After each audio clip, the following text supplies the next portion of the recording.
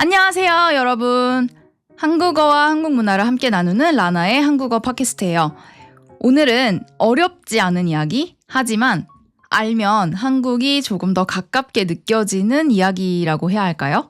바로 한국의 상징입니다.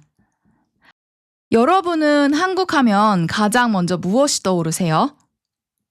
음식일 수도 있고 K-pop 혹은 드라마일 수도 있겠죠.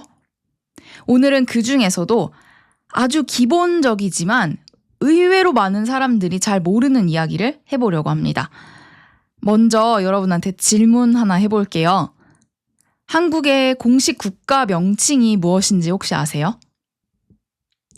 한국의 공식 명칭은요, 대한민국입니다. 이 이름은 1948년 대한민국 정부가 수립될 때부터 지금까지 계속 사용되는 이름이에요. 그런데 일상생활에서는요, 사람들이 보통 대한민국이라는 이 공식 명칭보다는 한국이라는 표현을 더 자주 쓰죠. 그리고 재미있는 점이 하나 더 있습니다. 한국 사람들은 대한민국이나 한국보다 서로 이야기할 때 있잖아요. 한국 사람들끼리 이야기할 때 우리나라라는 표현을 정말 자주 씁니다. 여기서 우리는요, 네, 맞아요. 나하고 너, 그리고 우리 모두를 말하는 그 우리입니다.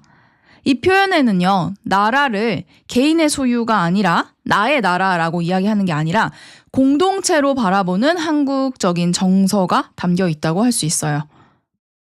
그럼 대한민국이라는 이름은요, 어떤 뜻을 가지고 있을까요? 여기서 대는 크다, 위대하다라는 뜻입니다. 한은요, 아주 오래전부터 이어온 한민족을 지칭하는 말이에요. 지금 우리가 쓰는 한국의 한과 같은 글자고요. 그리고 민국은요, 국민이 나라의 주인인 국가라는 뜻입니다. 그래서 대한민국이라는 이름에는요, 먼저 위대한 한 민족의 나라라는 뜻이 있고요. 국민이 주인인 국가라는 의미가 들어있죠. 한국 사람들이요, 가장 중요하게 생각하는 가치인 국민 그리고 민주, 주권이 이미 국가 이름 안에 다 들어가 있어요. 여러분 나라에서는 한국을 뭐라고 부르나요? 해외에서는 보통 사우스 코리아 혹은 짧게 코리아라고 줄여서 부르는데요. 사실 이 표현은요, 단지 북한과 구분하기 위한 이름이라는 것을 함께 알아주시면 좋을 것 같습니다. 다음은 한국의 국기, 태극기입니다. 다들 보신 적 있으시죠? 그 국기의 이름이 태극기예요. 흰색 바탕 위에 빨강색과 파란색이 서로 맞닿아 있는 태극 문양이 있고요. 그리고 그 둘레에는요, 검정색으로 된 4개의 궤가 있어요. 태극기 중심에는 빨강색과 파란색이 어우러진 태극 문양이 있습니다. 그 모양 자체가 그 원 안에 있는 그림 있죠? 그게 태극 문양인데요. 이 문양은 균형과 조화를 상징해요. 먼저 빨간색은 양을 의미합니다. 여기서 양은 하늘, 밝음, 따뜻함, 그리고 적극적인 움직임의 에너지예요. 반대로 파란색은요, 음을 상징합니다. 그래서 땅, 그리고 어두움, 차분함, 또 안정적인 에너지를 의미해요. 이 둘은 어떻게 보면 반대의 의미 같지 않나요? 하나는 따뜻함, 하늘 이런 걸 의미한다면 하나는 조금 더 차분하고 어두움을 의미하잖아요. 그렇지만 사실은 서로를 필요로 하는 존재입니다. 낮이 있으면 밤이 있죠. 그리고 강함이 있으면 부드러움이 있고요. 따뜻한 것이 있으면 차가운 것이 있잖아요. 그런 느낌이에요. 한국인은 이 태극 문양이 조화로운 삶을 말한다고 생각해요. 그리고 이번에는 태극 문양의 주변을 보면요, 4개의 검은 선이 있죠. 이것을 궤라고 합니다. 이건 자연의 기본 원리를 상징하는데요. 먼저 건은 하늘을 뜻합니다. 3개의 막대기예요. 그리고요, 고는 땅을 뜻해요. 6개로 이루어져 있습니다. 그리고 감은 물, 리는 불을 상징합니다. 그래서 건곤감리라고 이야기해요. 하늘, 땅, 물, 불, 이 4가지 요소가 서로 조화를 이루면서 세상이 만들어진다고 보는 거예요. 한국의 태극기는요, 단순히 나라를 나타내는 깃발이 아니라요, 자연과 인간이 어떻게 살아가는가, 그리고 세상은 어떤 원리로 움직이는가를 담고 있는 상징이기도 해요. 조금 복잡해 보이긴 하죠. 복잡해 보여도 우리가 살아가면서 느끼는 그런 것들이 국기에도 자연스럽게 녹아 있어요. 그렇다면 한국 사람들은 언제 태극기를 달까요? 또 그날들은 어떤 날일까요? 혹시 아시나요? 한국에서는요, 중요한 국경일이 되면 집 앞, 베란다, 학교, 공공기관에 태극기를 달아요. 태극기를 단다는 건 단순한 장식이 아니라 그날의 역사와 의미를 기억한다는 뜻이죠. 여러분의 나라는 어떤가요? 자, 지금부터 대표적인 국경일들을 하나씩 살펴볼게요. 먼저 3월 1일 3.1절입니다. 3.1절은 1919년 일본 지배에 반대해서요. 학생, 농민, 상인, 여성들, 한국 사람들이 독립을 선언한 날이에요. 그날 많은 사람들이 거리로 나와서 대한독립 만세라고 외쳤는데요. 무기를 들지 않아서 비폭력 시위였고요. 의지와 목소리로 독립을 외친 날이었습니다. 그래서 3.1절은요. 한국인들에게 용기와 저항의 상징 같은 날입니다. 또 6월 6일은요. 현충일입니다. 현충일은 나라를 위해 목숨을 바친 분들을 기억하고 추모하는 날이에요. 현은요. 드러날 현, 충은 충성할 충이라는 한자 의미를 가지는데요. 즉 나라를 위해 충성을 다한 분들의 희생을 기리는 날이라는 뜻이에요. 전쟁에서 돌아오지 못한 군인들, 그리고 나라를 지키다가 희생된 모든 분들을 추모하기 위해서 매년 6월 6일 오전 10시가 되면요. 대한민국 전역에서는 사이렌이 1분간 울립니다. 사람들은 그 사이렌이 울리면 하던 일을 잠시 멈추고 서서 묵념을 하죠. 현충일은요. 축하하는 기념일이 아니라요. 기억하는 날이에요. 지금 우리가 누리고 있는 이 일상은요. 사실상 당연한 것 같아 보이잖아요. 하지만 당연한 것이 아니라 누군가의 희생 위에 있다는 것을 조용히 되새기는 날이죠. 다음은 제헌절입니다. 제헌절은 1948년 대한민국의 헌법이 제정된 날이에요. 헌법은 이 나라는 어떤 나라인가, 국민은 어떤 권리를 가지고 있는가를 정한 약속이죠. 그래서 제헌절은 현대 대한민국이 공식적으로 시작된 날이라고도 할 수 있습니다. 다음은 광복절입니다. 광복절은 1945년 8월 15일 일본의 지배에서 벗어나게 된 날이에요. 광복이라는 단어는요, 빛을 되찾다라는 의미가 있는데요. 이 말대로 나라의 주권을 다시 되찾은 날이기 때문에 한국인들에게는 특별한 날입니다. 그 다음은 개천절이에요. 개천절은 10월 3일인데요. 한국의 건국신화가 있거든요. 그 건국신화에 보면 단군이 나와요. 단군이 나라를 세운 날을 기념합니다. 이거는 약간 역사적인 사실이라기보다는 한국 문화의 뿌리 정체성을 상징하는 날이라고 볼 수 있어요. 그래서 개천절은 우리는 어디에서 시작되었을까를 다시 한번 생각하게 만드는 날이에요. 마지막으로 10월 9일 한글날입니다. 한글날은요. 세종대왕이 만든 문자 그리고 한글이 세상에 반포된 날이죠.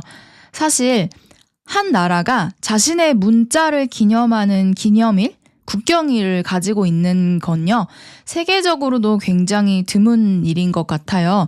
여러분의 나라 혹시 여러분이 사용하고 있는 그 문자가 생긴 날을 기념하는 기념일이 있나요? 그래서 한글날은 한국 사람들에게 언어나 문화에 대한 자부심을 느끼게 하는 날이기도 합니다. 이렇게 보면 한국의 국경일은 단순한 휴일이 아니라 역사 그리고 한국인으로서의 정체성, 기억과 감사의 뜻을 함께 담고 있는 날들이기도 하죠. 그러니까 이러한 날들에 태극기를 달아서 감사하는 마음을 표시하는 거예요. 태극기도 그냥 달면 안 되거든요. 먼저 태극기는 다른 장식보다 항상 높은 곳에 위치해야 해요. 이거는 국기 그리고 국가에 대한 존중을 의미합니다. 또 하나 중요한 점은 더럽거나 찢어진 국기는 사용하면 안 된다는 거예요.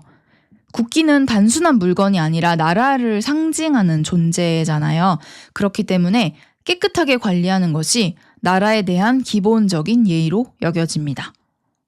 그리고 6월 6일 같이 슬픔을 기억하는 날이 있었죠. 추모하는 날에는요, 국기를 조기로 개항합니다. 즉, 원래의 높이보다 반쯤 내려서 달아요. 이것을 조기라고 하는데요. 큰 재난이 있었고 그로 인해서 많은 희생자가 발생했을 때 국가 차원에서 슬픔과 애도를 표시하는 방식이죠. 국기에 대한 맹세가 있는데요. 한국의 학교에서는 국기에 대한 맹세를 낭독합니다. 보통 이런 문장으로 시작해요. 나는 자랑스러운 태극기 앞에 라고요. 이 맹세는 국가의 무조건적인 충성을 요구한다기보다는 한 사회의 구성원으로서 책임을 다하겠다는 약속이라는 상징이 있어요. 사실 1989년까지는요. 매일 오후 6시가 되면 한국 사람들이 하던 일을 멈추고 국기에 대한 맹세를 이렇게 했었어요. 국기를 바라보면서요. 근데 이후에는 사라졌거든요. 하지만 어린 시절부터 이러한 국기에 대한 맹세를 하면서 국가나 공동체 그리고 나 자신에 대해서 한 번쯤은 생각하게 만드는 의식이기도 했죠. 국기처럼 한국을 상징하는 또 하나의 중요한 존재가 있습니다. 태극기가 나라의 얼굴이라면 무궁화는요, 한국인의 성격과 마음을 보여주는 꽃이에요. 무궁화의 무궁은요, 끝이 없고 끊임없이 앞으로 이어져 나간다라는 뜻이거든요. 그래서 무궁화는 오래 지속되는 생명력 그리고 쉽게 사라지지 않는 힘을 상징해요. 한국인들은 예전부터 무궁화를 보면서 쓰러져도 다시 일어나고 힘들어도 멈추지 않고 그리고 조용히 다시 생명을 유지해 나가는 꽃. 그래서 무궁화가 한국인의 끈기, 인내, 회복력을 닮은 꽃이라고 생각했어요. 이런 의미를 가지고 있어서 무궁화는 한국 경찰 있죠? 경찰들의 마크에도 있고 정부 기관의 문양 같은 공공장소 속에서도 쉽게 찾아볼 수 있어요. 나라를 지키고 사회를 유지하는 상징 속에서 무궁화가 함께 자리 잡고 있는 거죠. 자, 그렇다면 꽃을 이야기했는데 이번에는 새에 대해서 이야기해 볼까요? 한국을 상징하는 새? 혹시 뭔지 아세요? 여러분, K-팝 데몬 헌터스 보셨나요? 어땠어요? 굉장히 인기가 많았죠, 작년에. 그 데몬 헌터스에 보면 진우의 편지를 루미에게 전해주는 호랑이 더피와 함께 나타난 그 눈이 3개 달리고 갓을 쓰고 있는 검은 새 서씨였나요? 혹시 아세요? 기억나시나요? 그 새가요, 까치인데요. 까치는 한국에서 오래전부터 좋은 소식을 가져오는 새, 반가운 손님이 온 것을 알리는 새로 여겨져 왔어요. 그래서 옛날부터 아침에 까치가 깍깍하고 울면요, 이런 말을 했습니다. 아, 오늘도 좋은 소식이 있겠구나. 아, 오늘은 반가운 손님이 오는 날인가? 라는 생각을 했죠. 한국의 전통 그림인 민화를 보면요, 까치가 굉장히 자주 등장하거든요. 근데 그 까치의 모습이 작은 새임에도 당당한 모습으로 그려지고 있어요. 특히 호랑이 옆에 있는 까치 그림이 많은데요. 이미 까치는 그 당시부터 백성을 상징하는 존재였고요. 호랑이 하면 어떤 생각이 떠오르세요? 호랑이와 까치가 같이 그려져 있는 그림을 본다 하시면? 호랑이는 굉장히 힘이 센 존재잖아요. 동물의 왕이라고 할 수 있을 정도로요. 그렇기 때문에 그 당시 민화 속에서도 호랑이는 권력이나 힘을 상징했습니다. 까치는요, 약하지만 지혜로운 존재였어요. 이런 이미지 때문에 까치는 한국인의 성격을 닮은 새로 여겨지게 되었죠. 우리 집에 반가운 손님 그리고 좋은 소식이 찾아온다는 것처럼 굉장히 소소한 기쁨이잖아요. 그런 것조차 소중히 여기고요. 나쁜 상황이라고 할지라도 희망을 이야기하고, 이게 바로 한국 사람들이 까치에게 느끼는 정서예요. 오늘은 한국을 상징하는 기본적인 요소들, 국가의 이름, 그리고 태극기, 국경일, 그리고 무궁화, 까치까지 함께 이야기해봤죠. 이 상징물들을 보면요, 한국 사람들의 정서를 이해하기 쉬워져요. 다음에 여러분도 한국을 떠올릴 때 혹은 한국 문화를 접하게 될 때요, 오늘 함께 이야기한 이러한 상징들이 조금 더 여러분에게 친근하게 느껴졌으면 좋겠습니다. 지금까지 라나의 한국어 팟캐스트였습니다. 다음 시간에도 한국을 더 깊이 이해할 수 있는 이야기로 다시 만나요. 감사합니다. 안녕!